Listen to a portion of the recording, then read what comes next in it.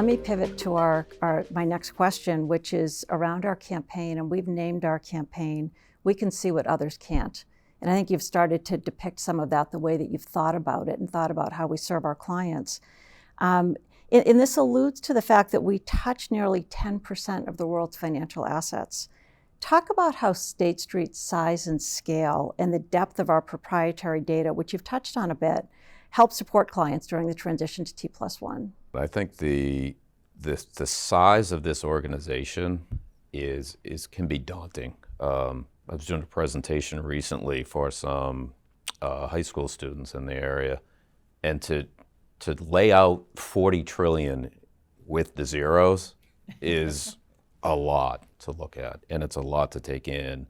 And what I really think is amazing is how quickly those assets move around. They don't sit and be stagnant. They're constantly in motion.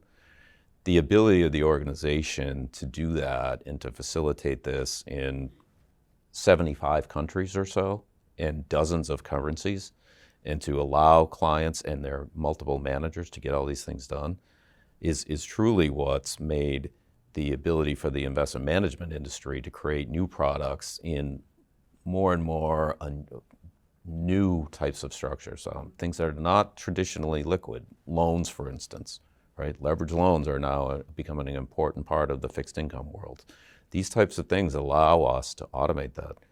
For years, we've done lots of T+1 settlements, and the organization has really been laying the groundwork for this for years, even though, as you said, this was imposed upon us by regulatory change, and that's something this organization has spent a lot of time and energy trying to prepare for, predicting where regulators might go so that we're well prepared and we're ahead of that curve.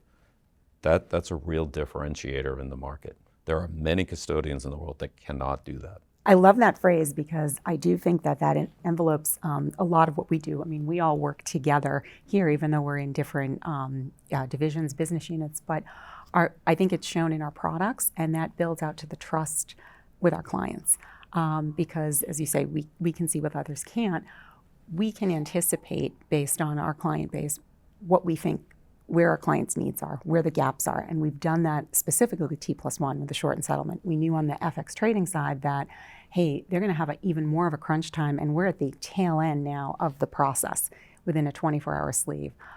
So we can share that feedback. We can work together with our partners internally. And John spoke to the global scale. That's a huge strength for us as well.